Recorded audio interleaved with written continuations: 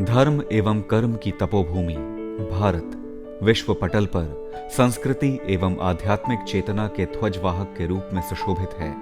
भारतीय सनातन परंपरा की इस तपोभूमि के पालनकर्ता, संरक्षक, संवाहक एवं कार्यवाहक ऋषि शताब्दियों से धर्म, कर्म, ज्ञान एवं दर्शन के प्रदाता तथा प्रतिनिधि की उपाधि से सम्मानित रहे हैं। प्राचीन काल ही नहीं, आज के परिदृश्य में भी ऋषि भारतीय समाज में अत्यंत आदरणीय एवं श्रद्धा भाव से युक्त पद पर विराजमान हैं। ऋषित्येव गतौ धातुः श्रुतौ सत्ये तपस्यतः एतत् संन्यतस्तस्मिन् ब्रह्मणा सह ऋषि स्मृतः। वायु पुराण में वर्णित इस श्लोक के अनुसार ऋषि धातु के 4 अर्थ होते हैं: गति, श्रुति, सत्य तथा तपस। सृष्टि के रचयिता परमपिता ब्रह्मा जी द्वारा प्रदत्त इन गुणों के धारक को ऋषि की संज्ञा प्राप्त होती है। भारतीय सनातन परंपरा में 7 प्रकार के ऋषियों का उल्लेख है: ब्रह्म ऋषि, देव ऋषि, महर्षि, परम ऋषि, कांड ऋषि, श्रुत ऋषि एवं राज ऋषि। विश्व के प्राचीनतम एवं पवित्रतम धर्म ग्रंथ वेद के अनुसार 7 ऋषिकुल हैं, जो 7 ऋषियों के आधार पर विद्यमान हैं, जिन्हें सप्त ऋषि द्वारा संबोधित किया जाता है। सप्त ऋषि की सूची में अत्यंत महत्वपूर्ण एवं आदरणीय ऋषि थे ऋषि वशिष्ठ, जिनका भारतीय संस्कृति एवं इतिहास में अतुलनीय योगदान है। वशिष्ठ का शाब्दिक अर्थ है सर्वाधिक प्रकाशवान, श्रेष्ठ, उत्कृष्ट एवं पूजनीय, जो ऋषि वशिष्ठ के महिमामयी व्यक्तित्व को भी परिभाषित करता है। वैदिक काल के विख्यात ऋषि वशिष्ठ सप्त ऋषियों में से एक थे, जिन्हें ईश्वर द्वारा सत्य का ज्ञान प्राप्त हुआ था तथा जिन्होंने वेद दर्शन का भी सौभाग्य अर्जित किया था। ऋग्वेद के मंत्र दृष्टा एवं गायत्री मंत्र के महान साधक वशिष्ठ ऋषि की महिमा अपार थी। मान्यता है कि त्रिकालदर्शी एवं अत्यंत ज्ञानवान ऋषि वशिष्ठ परमपिता ब्रह्मा के मानस पुत्र थे। सूर्यवंशी नरेश दशरथ के राजकुल गुरु ऋषि वशिष्ठ ने ही प्रभु श्री राम, लक्ष्मण, भरत एवं शत्रुघ्न को शिक्षा दीक्षा से संपन्न किया था।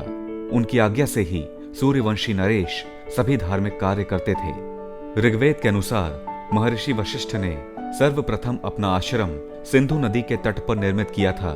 कालांतर में उन्होंने गंगा एवं सरयू नदी के तट पर भी अपने आश्रम की स्थापना की। महर्षि वशिष्ठ की पत्नी अरुंधति कर्दम ऋषि की पुत्री थी। धार्मिक एवं कर्तव्य परायण माता अरुंधति वैदिक एवं सभी धार्मिक कार्यों में ऋषि वशिष्ठ की सहभागी थीं, जिन्होंने उनके साथ एक आदर्श, उत्तम एवं श्रेष्ठ गृहस्थ जीवन का उदाहरण समाज के समक्ष प्रस्तुत किया।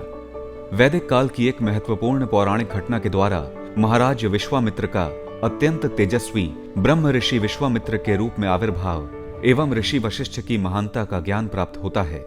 जब महाराज विश्वामित्र अपनी सेना सहित ऋषि वशिष्ठ के आश्रम पहुंचे, तब ऋषि वशिष्ठ ने उनका एवं उनकी सेना का आदर सत्कार किया तथा देवी कामधेनु गौ की पुत्री नंदनी गौ की कृपा से उनके भोजन एवं सुख सुविधा की व्यवस्था की।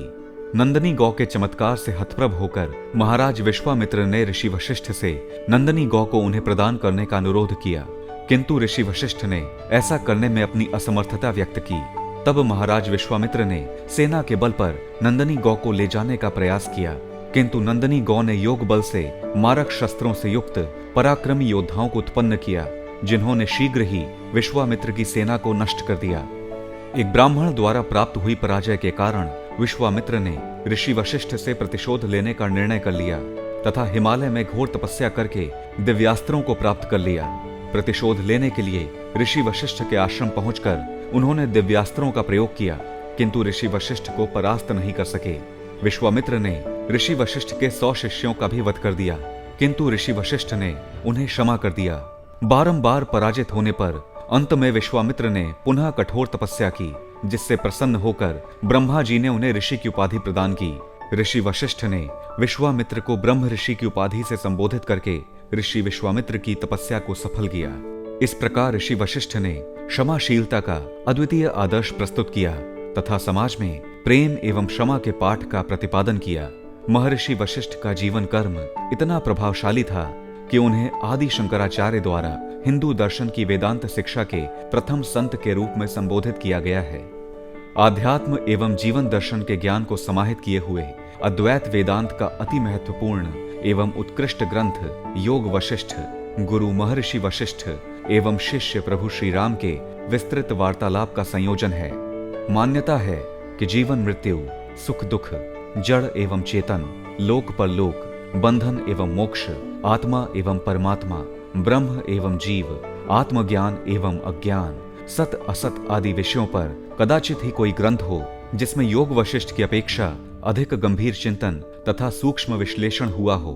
योग वशिष्ठ में अद्भुत प्राचीन दार्शनिक चिंतन प्रणाली है जो काल से बद्ध न होकर हर युग में अत्यंत प्रभावशाली है। महर्षि वशिष्ठ को समर्पित अनेकानेक मंदिर, आश्रम एवं गांव उनकी अलौकिक महिमा का यशोगान करते हैं। आकाश में दैदीप्यमान नक्षत्रों में महर्षि वशिष्ठ का भी स्थान माना जाता है। भारत समन्वय परिवार की ओर से भारतीय सनातन परंपरा के ओजस्वी गुरु एवं गौरव महर्षि वशिष्ठ को कोटि कोटि नमन।